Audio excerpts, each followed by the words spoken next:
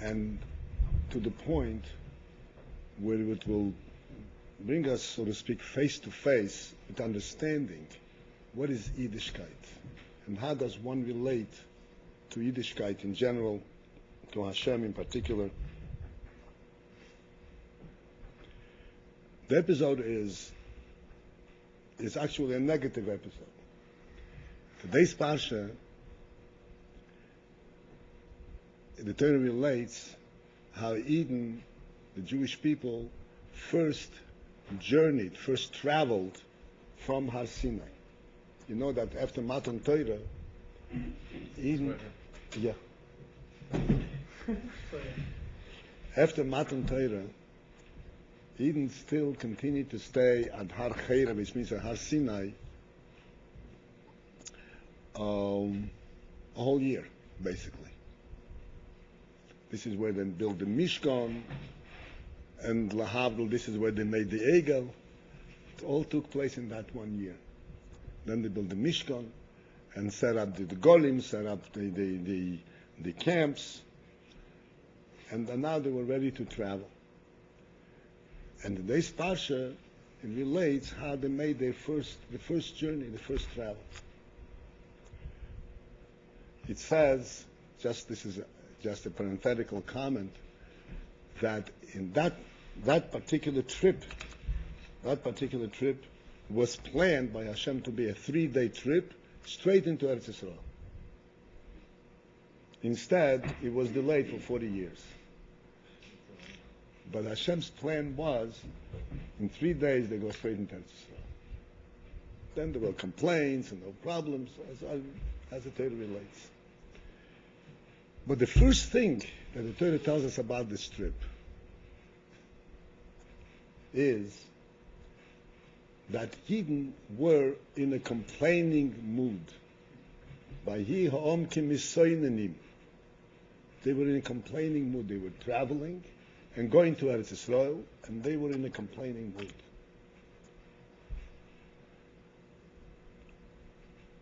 So you would think they were in a complaining mood. After all, they're walking, even though they were in the desert, but in fact, the Anane HaKovet protected them against the heat and against the uneven ground and any kind of insects, any kind of discomfort. They were completely protected. Nevertheless, they were not sitting, they were not resting. They complained, complained out of laziness. At what point was it decided it was going to be 40 years? Was it after the sin? 40 years? He's 40 years in the desert. 40. So was it after the hit the eagle, or was it after the Meraglim? After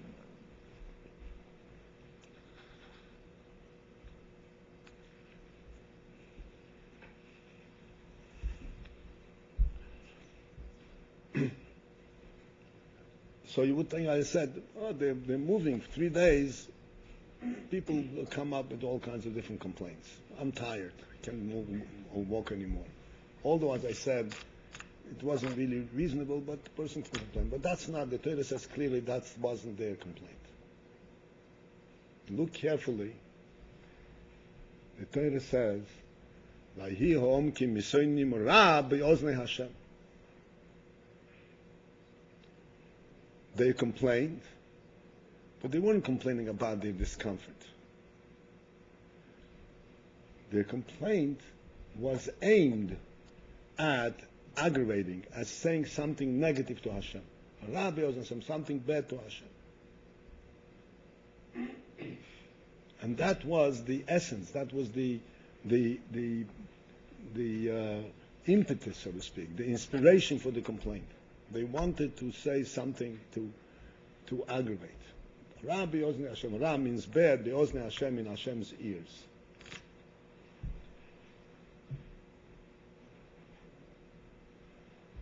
So when we learn this, it behooves us to reflect. What's going on? Why would they just look to complain? Ra be'oznei Hashem. What's wrong with Hashem? Why is Hashem such a target of complaint?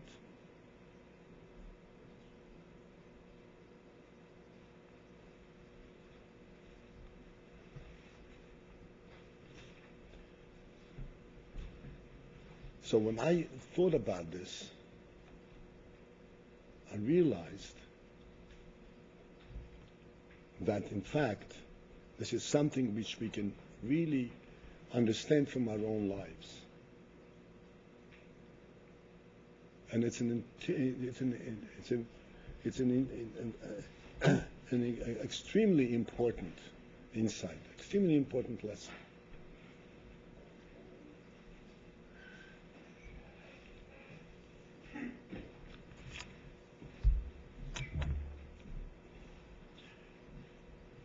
Let us first examine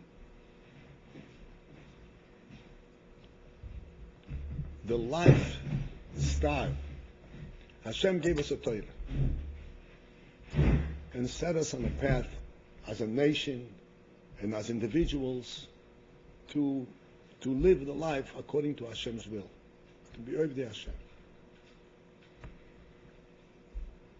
What does that life consist of?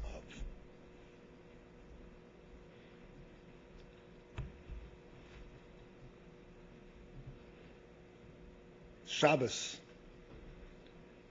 Shabbos, Hashem said, is a day of rest. So what is a day of rest? Eskel Havdel Agoy. What is a day of rest? Day of rest? Oh, I take the car, I go to the park, the minimum. I go to the movies, I go shopping. I do something. I go play tennis. A day of rest is literally a day of rest. Not just resting, but literally you're not allowed to create and do anything. And what do we in fact do Shabbos? We daven, we learn, we eat. And that way we literally fulfill Hashem's commandment of keeping Shabbos.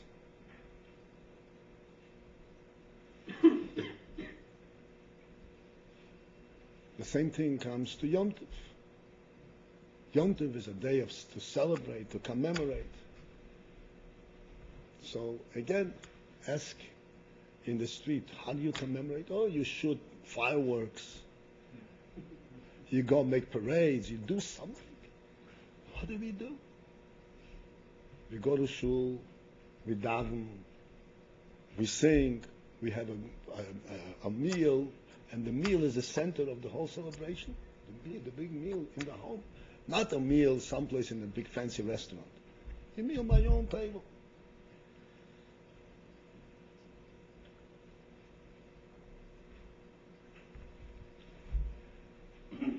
And these are already days, so to speak, special days, Shabbos, Yom Tov. But don't take a plain Tuesday. What is a plain Tuesday? And this is the path that Hashem set up for us. What is a Tuesday? Tuesday, you wake up early in the morning, you say Moedani, you wash Negelas, and you go to shul, you daven, you grab a breakfast, you go to work, you come home, you sit down with your family, you have dinner, you listen to your kids in Mitzvah, what they did in Cheder, how they did, you help them with homework, tell them a story, put them to bed, and that's your day. Where is the football game? What's going on? No excitement.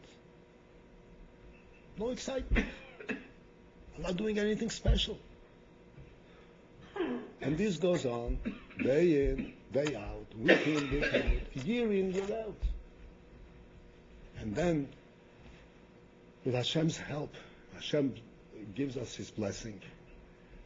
After 20 years, your child grows up and you say, Baruch Hashem, finally I got the kid up on his feet. And that's your big accomplishment. And again, I brought up a kid, he doesn't even know how to play baseball. What kind of bria, what kind of creature did I bring up in this world? Boring. A total bore. All he knows is how to learn, how to daven, he knows how to go on mivtzoyim, he knows all kinds of things, and he's excited about it. What is he excited? What's in it?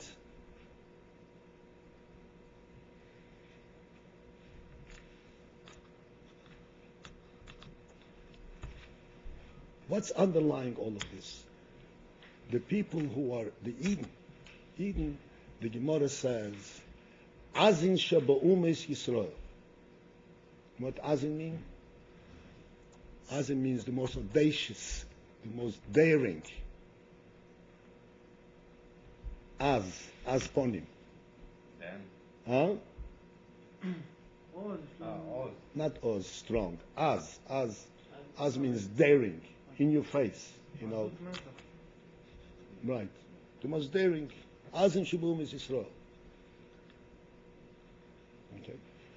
This is the Azin Shaba'umes. They're so placid. They're so there's nothing. What are they doing the whole day? Azin Shaba'umes, you should go and try to conquer the world. You never wanted to conquer the world.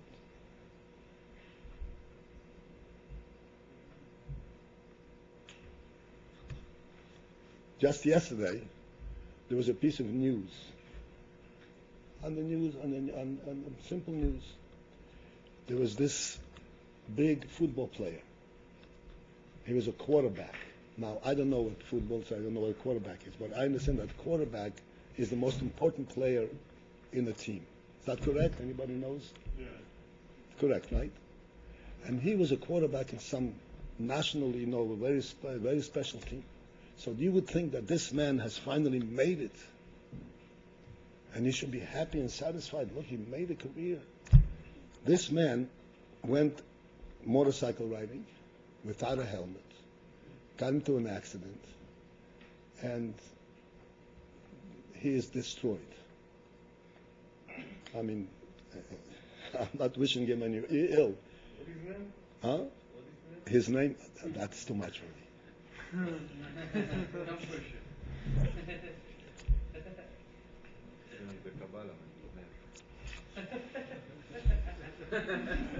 The point is, this man, with all the things that he was doing, all the excitement, it wasn't enough. He had to ride a motorcycle, he had to prove that he can ride a motorcycle without a helmet, and he destroyed his life. And if he hadn't destroyed his life, if the accident happened, would he have been any happier? He is still driven, he's still looking for more excitement. And here we have Azin Shaba'umes, the Jewish people, by no means a lazy people. Everybody knows there's not a lazy bone in the Jewish body. And they're satisfied just to go, Tuesday to Wednesday, Wednesday to Thursday, and then to Shabbos, and everything's fine. And nothing special is happening in their lives. What is happening? How does this happen? The answer is quite simple.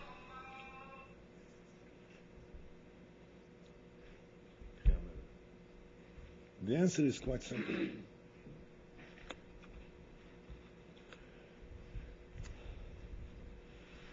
All of that excitement that is so demanding on a person to have more and more excitement is actually saying that life itself has no meaning. Life itself, to live, the experience of living, is totally meaningless and is boring and is not satisfying and doesn't do anything for me. Life is a boring experience, and in order for life not to be boring, I need some excitement. I need something that I have to accomplish. I have to push myself, prove something. I have to have, instead of Hashem saying, listen, you're alive, live. No, that's not enough. I have to have 1 million people stand around me and tell me, oh, you're accomplished, you're great. If people tell me, then it's something. If Hashem is telling me, that doesn't touch me.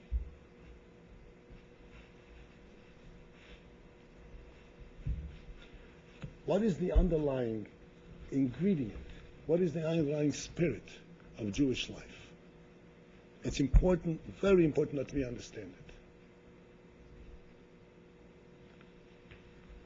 it. Everything that we do, we eat, we sleep, we go to work, we raise our children, we give tzedakah, whatever it is. The most important aspect and spirit in this is that there is a spirit of truth in it. There is God in it. There's real living, real, true, infinite value. So that living itself is extremely meaningful.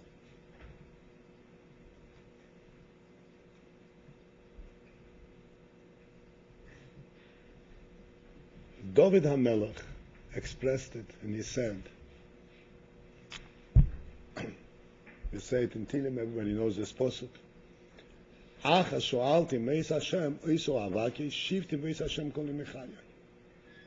That the only thing I'm requesting, I'm asking from Hashem, is that I should be able to be beveis Hashem, in the house of Hashem. I should be able to learn and daven. This was David HaMelech. Who was David HaMelech? Was David HaMelech a lazy man? Was he a sleepy man? David HaMelech was a melech. He fought big wars. He dared this giant Goliath. Nothing faced him. He fought off lions. But all this didn't mean anything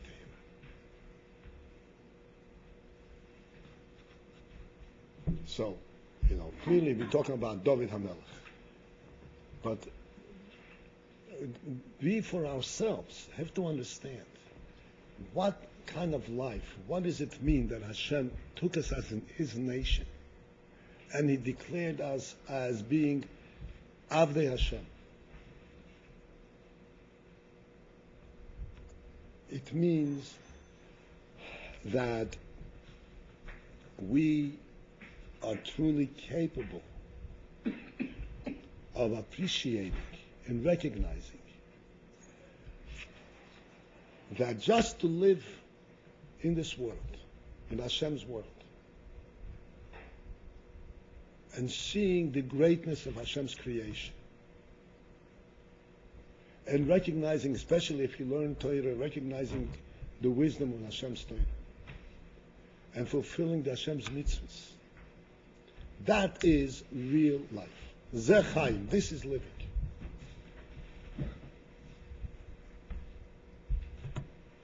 If we take this in, so to speak, in simple human terms, you say, you're living a normal life. It's called normalized. No, you know what normalized means? In mathematics, there's the term normalized. Normalized means that things are even. There is nothing sticking out too high, nothing going down too low. It's more or less, it's even. This is called normal life. In the world, a normal life is boring and meaningless. By Yidden, normal life is a holy life. Is the real life. It does not mean that one should not, chas v'sholem, accomplish what he's able to accomplish. If Hashem blessed somebody with special talent, with special abilities, of course he's obligated to use them. There is a saying from the Friedrich Rebbe, which the Rebbe put into Hayoim Yoim, where he says that everyone is obligated to use their abilities, their potential complete. And he says to the point that if someone who is capable, this is the example he says, if someone is capable to be a Noikiv Margolius. In the Gemara, Noikiv Margolius is a very skilled job to make holes in pearls. Making margolius. It's a very skilled and fine talent to do this. Someone is capable to be a moikiv margolius. Now, what's moikiv margolius? What do you do? What do you do with the margolius? What do you do with the pearl? You make a string of pearls, and ladies wear it for decoration. It's not a necessity. In other words, it's so to speak a cosmetic thing. So he says to himself, instead of being a noiker margolius, I'll be a baker. If I bake bread, I'm doing real important things. So it says, the Rebbe says over there, L'cheit yichoshev, la yishahu. This is called a chet. He is sinning because he's not using his talent. So clearly, the Torah does not mean that we should not use our talent. Everybody is obligated to use his talent. But there is an important but. That using the talent, that does not define who you are, and does not define your life. There is always the recognition that what is actually happening in life is the normal path in life. It is important that we understand that simply to get up in the morning without any great show of force, getting up in the morning on time, and washing negavasa, saying Meidani, and going to the mikveh, and davening with a minyan, and eating breakfast with Dr. Zain, and learning a normal pattern. This is true avodas Hashem. This is not just passing your time away. This is true avodas Hashem. Because in this activity, you recognize that the value of what you're doing is not something that you can praise yourself with. It's not something that you're excelling, and there's not going to be people standing around and clapping for it. You're living a normal life the way Hashem meant it for human beings to live. And in that respect, you are what's called an Oived Hashem. What is the meaning of Oived Hashem? Serving Hashem. How do we serve Hashem? What kind of service does Hashem need from us? What does it mean you serve Hashem? Serving Hashem means that you live in a manner where it's obvious that Hashem is the one who made you, and that you're fulfilling the plan that Hashem had for you. That's avodas Hashem.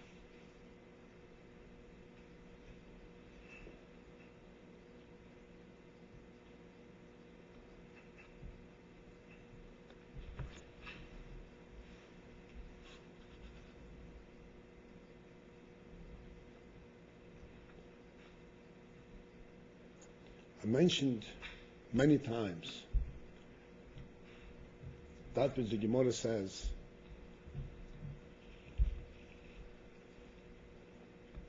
Gemara tells of the story, this is something which mentioned many times, that there was Yochanan Kohen Gadol.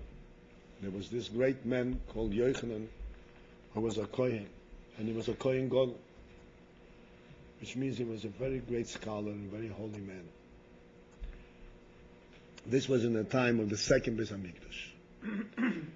The second Beis Hamikdash, after Hanukkah, even before, but particularly after Hanukkah, when Matisyahu and his sons fought off the Greeks, so Matisyahu was a Kohen, so the Kohanim became also the kings. So the Kohanim were the Kohanim and also the kings. So Yochanan Kohen Gadol was not just a Kohen Gadol, but he actually ruled the land. And he did tremendous service, he was a great political leader, besides being a Kohen Gadol. And the Gemara says that this Yochanan Kohen Gadol For 80 years he was a Kohen Gadol, and Livsoif Nasa Tzduki. At the end, he became a Tzduki. Who was a Tzduki? Tzduki was a certain sect that did a lot of tzoras, and they essentially swerved off from the Derech HaTorah. The source of the Karaim. The Karaim, right? The source of them. Huh? The root of them. The root of the Karaim. It was against the toilet to be. It's not. It's not against. This was a whole mistake. The point of the tzdukim was that they took the Torah Shebiksav literally, exclusively, without Torah Shebe'al Peh.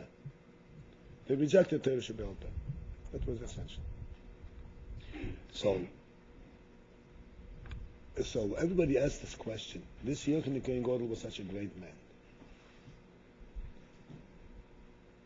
and he served his nation with such great diligence and accomplishment. The Gemara speaks about all the accomplishment that he did.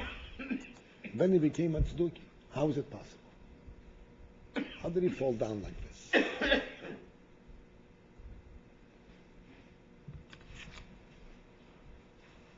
So the Rebbe spoke about this and explained it in a certain way. I want to bring it from the perspective of what we are discussing now.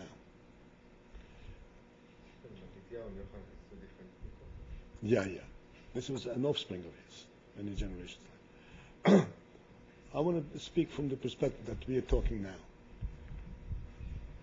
Yes, indeed, he was a great scholar, and he was a great political leader. He was a great kohen with Allah. But after 80 years, something struck in his mind. And what was it? Look what I accomplished. Look what I accomplished.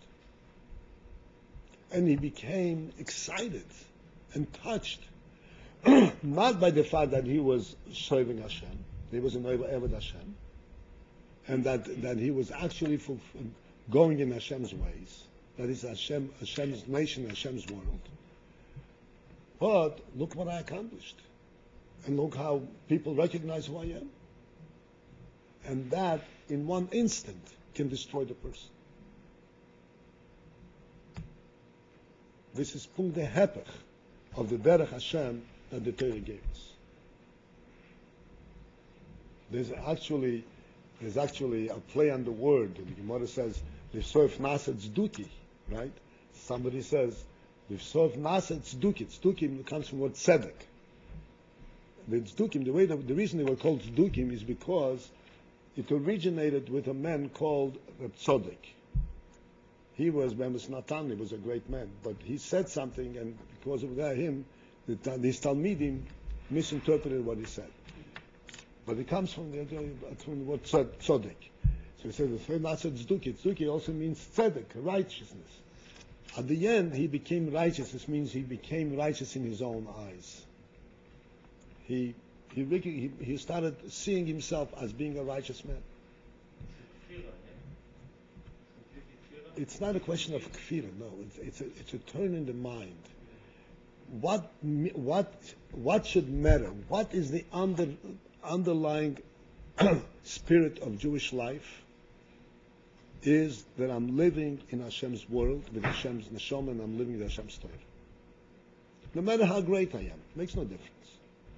Or how small, for that matter, makes no difference. The Baal Shem Tov taught us clearly.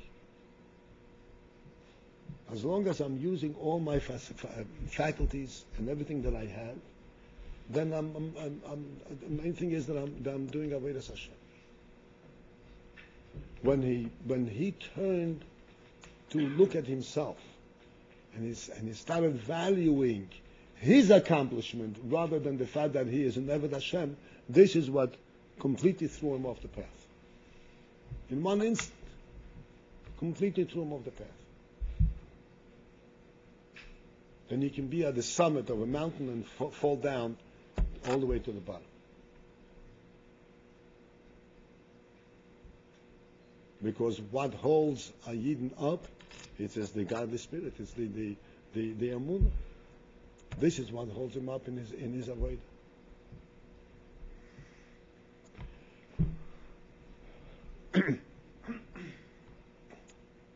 this is the point which I want to bring home.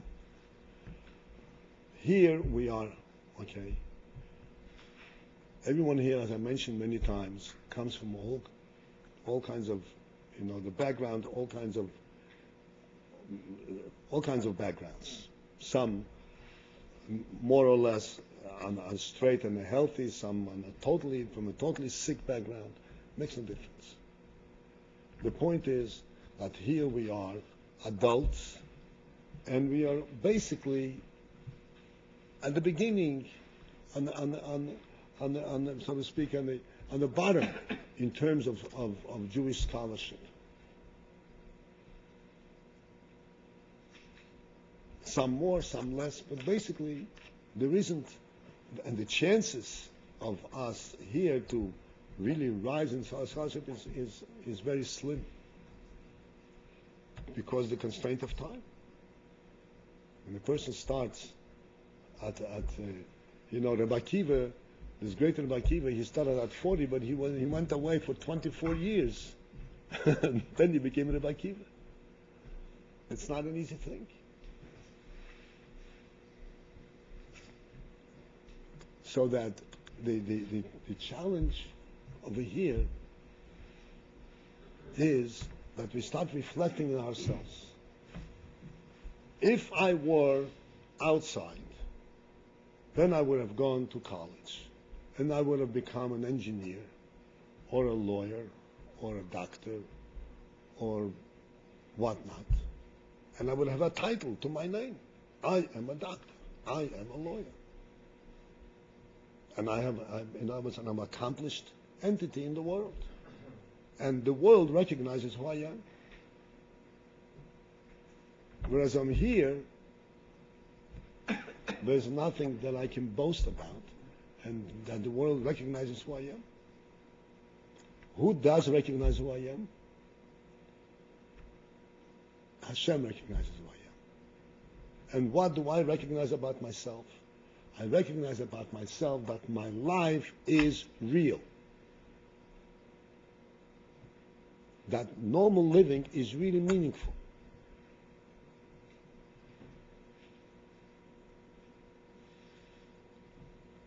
If we think and reflect just briefly, a person has hands and feet. He has a mouth, he has eyes and ears, and he has brains. He has an neshama.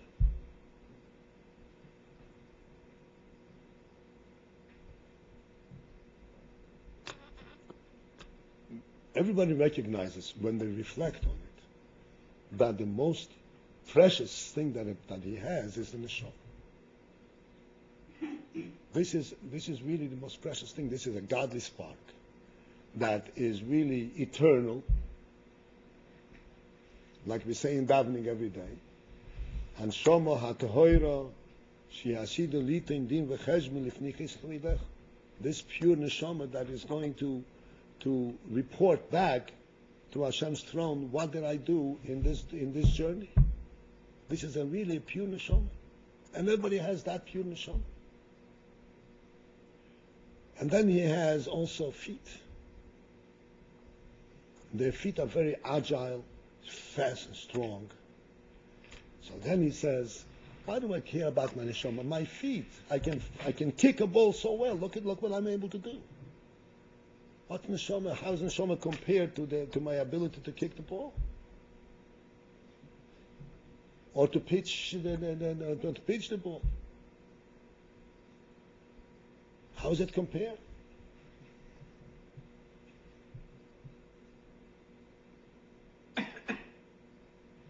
So you see the irony in this. It's mamish ironic that we can forget about the precious gift that we have, and we start concentrating on, we start valuing things that are in comparison totally insignificant.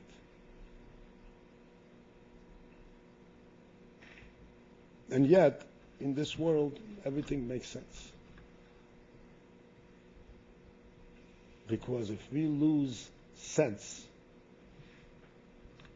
of the value of being an Eved Hashem, then everything falls down. And this we see in today's Pash. This we see in today's Pash. The Yidden were now journeying, they were traveling from Har Sinai, from Matan Torah, from building the Mishkan, and having accomplished a tremendous rebirth and build of a whole nation. A nation with the presence of God, the presence of the Torah. Tremendous.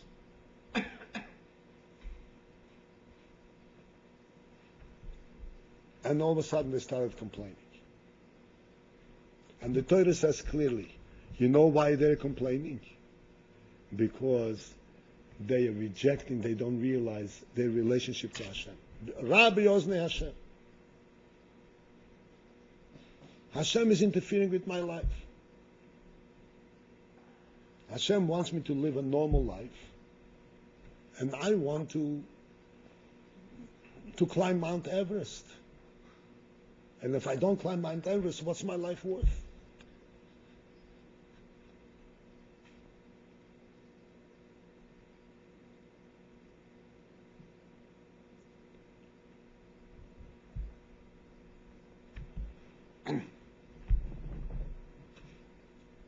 I explained from various angles when we were learning the trop and the Klal and the Nigen, or just like when a person is driving a car and there are 3 lanes on the road, he can use all 3 lanes. But he has to basically be able to run on a single lane.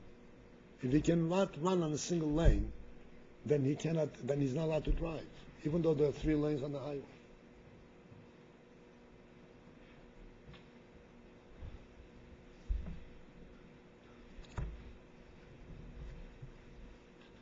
This is the principle of living.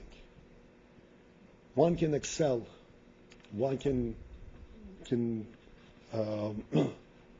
and must, as a matter of fact, utilize all his abilities.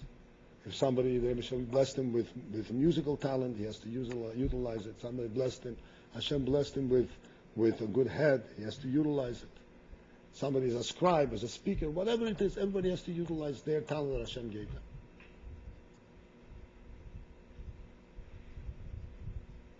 But he has to utilize it from the base of normal life.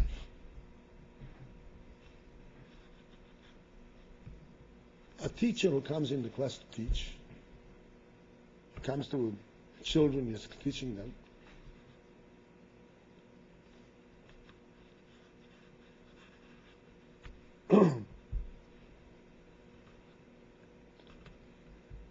He cannot teach them the Aleph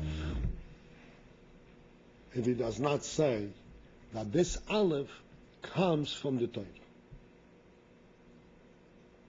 In other words, everything has to be related back to the base. Then he's really teaching them. Then he's giving them something.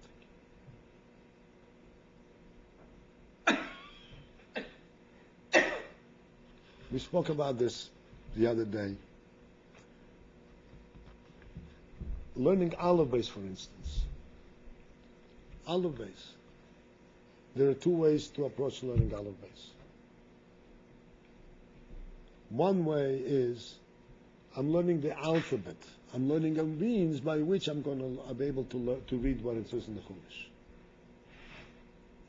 The other is that the Aleph base itself that I'm learning is also Torah.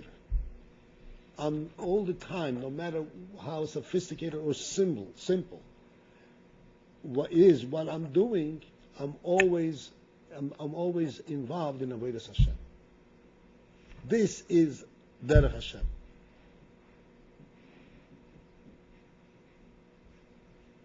This is Derech Hashem. Not the excellent, so to speak, when he excels and he proves himself, that's not Derech Hashem. Derech Hashem is that you're doing that which is right to do. And therefore, it's extremely important, because we are coming from a world where this is not recognized. It is, if you accomplish here, you stay in the yeshiva, to get a feel that to live a normal life is good living, there cannot be a greater blessing that you can accomplish.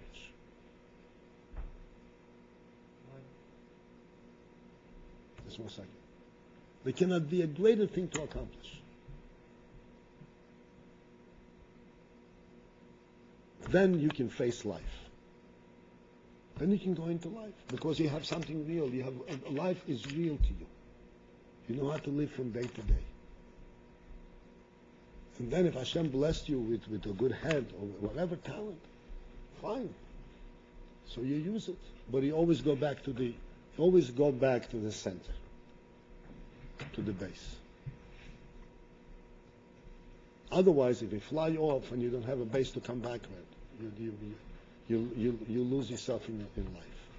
You lose yourself in life.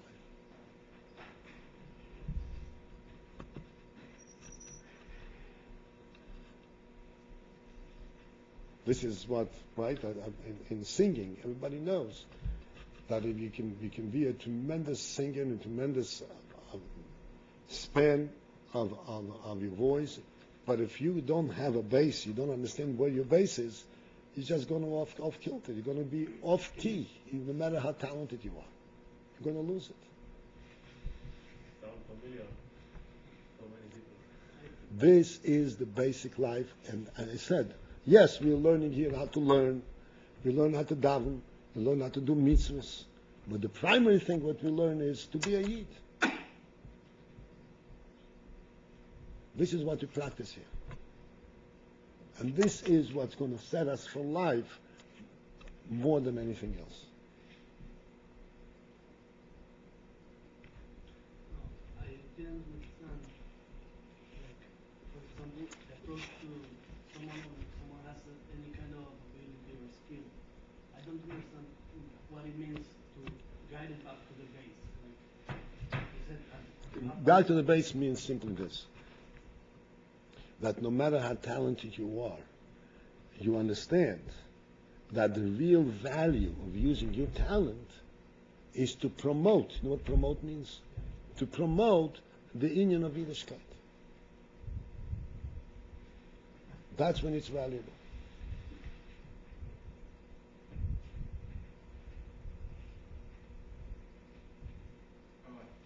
You mean to promote it in your own life, so that to enable you to lead a normal Jewish life, not To promote in your life and to promote in the world in general is the same thing. In other words, if you go out and you talk to people about Yiddishkeit, you are involved in the same base. As a matter of fact, in order for you to speak about Yiddishkeit, you have to be rooted in it. If you go out to speak and you have in mind to impress how well you speak, then you're off the wall. Your experience is totally empty. You have to be involved in Avodas Hashem in all the time.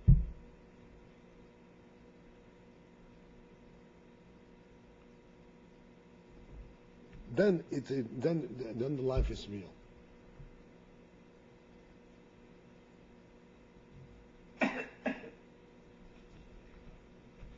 It is much easier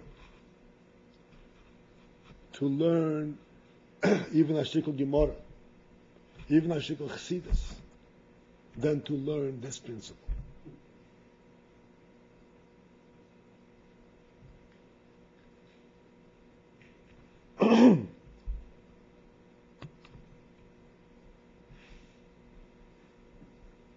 This principle is the principle of Jewish life.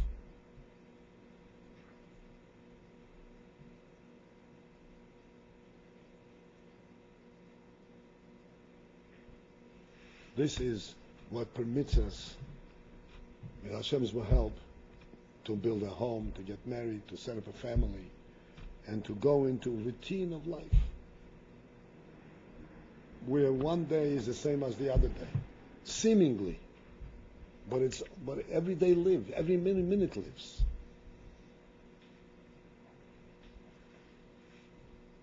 Because Hashem doesn't get old, and a Yid who serves Hashem doesn't get old.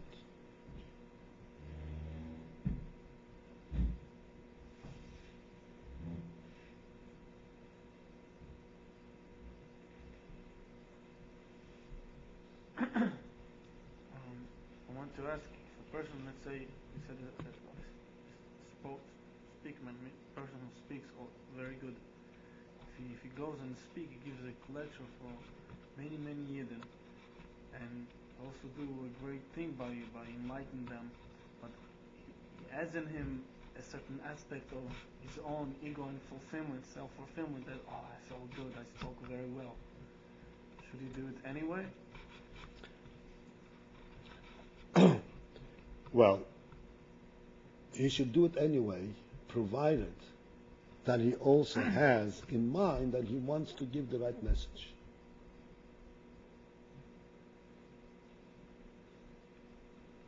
This is it. Because, see,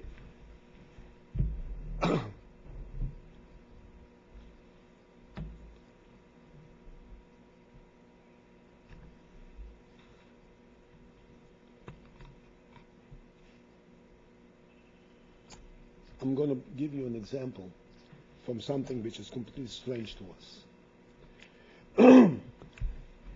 You heard of the Reform Judaism, quote unquote. What is Reform Judaism? How did it develop? What kind of crazy entity is this? It's an entity, a body without a soul. There's nothing to it. The rabbi, his job is to inspire, not to teach, to get people excited about something, to give people an experience, a spiritual experience, not to give them spiritual meaning. He is doing them a terrible disservice. You know what this service means? Disservice? Disservice. The opposite. The opposite of service. Because he's giving them, the Gemara tells us, that when Eden were being driven from Eretz Yisrael, by Nebuchadnezzar, they were being driven out of Eretz Yisrael. So they passed by some Bnei Yishmael. So they went. So they asked the Shaboim, they asked the officers who were driving them, please take us to Bnei Yishmael. Bnei Yishmael are our brothers, and they will have Rahmanas on us. They will give us food. They will take care of us. So Bnei Yishmael came out and seemingly greeted the Yidden and gave them salty food, herring, whatever, pickles, whatever it is. And then they gave them jugs, leather jugs. It's called what they use in the army, jugs. And even thought that these jugs were full of water. But these jugs were blown up with air. And when Yid would put this jug to his mouth, he wanted to drink, the air pressure would go inside and kill them. Huh? Where?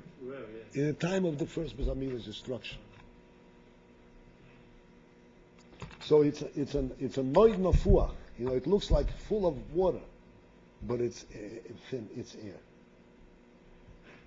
you have to give real stuff. If a little bit you think to yourself, you pat yourself in the back also, so that should not prevent you from doing it. You have to work on yourself, but that's not real. As long as you give him the real stuff. Not noid nafuach, not a blown up finger that kills the neshama.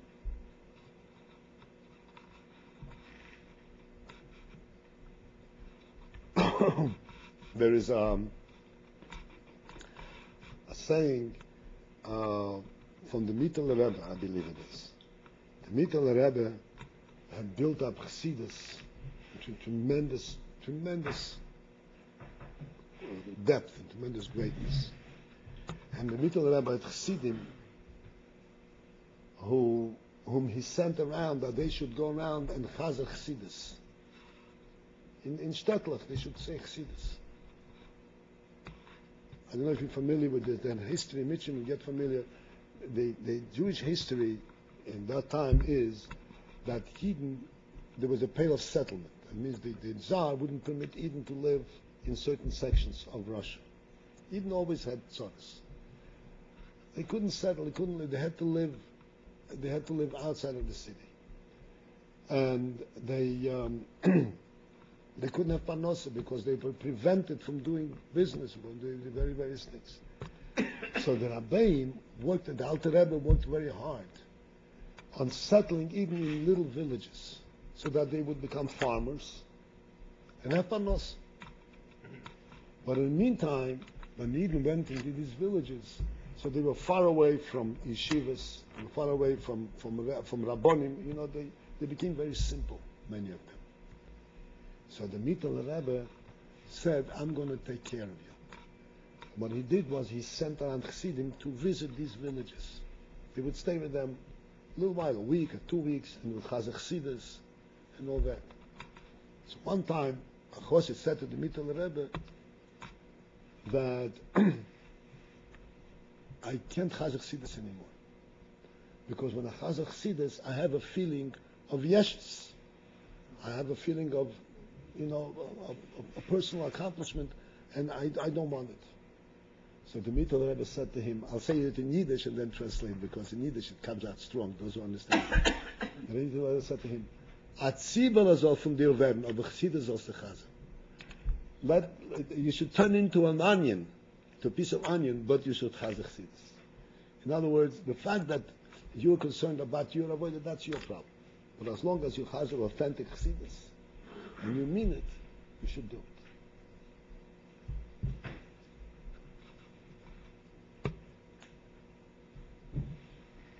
So, at the end, before we conclude, I want to just summarize and want to understand. Indeed, what we are talking about, it sounds like a simple thing. It's one of the most difficult things to learn. This is what's driving people nuts, driving people off the way, off the path. Because people do not appreciate the simple, the real, the routine life of Yiddishkeit. They don't appreciate, they don't understand that this is real living. This is not living because your feet are athletic or your hands are athletic. It's not living because you have a great voice. It's living because you have a neshama, because you're living. It's real living. That is primary in Yiddishkeit.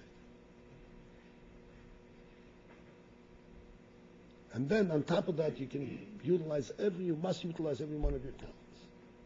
But here in Yeshiva, this is the most important thing that you can experience and learn. Here in Yeshiva, you can spend a year, you're not going to get a doctorate, you're not going to get a BA. What you will get is that I know how to live like a Jew.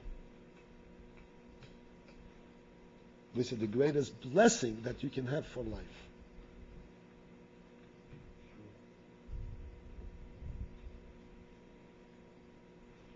And we have to absorb this blessing and live with it. The Rebbe will bless you that you should have really successful lives. I'd like to show something that I read. Sorry?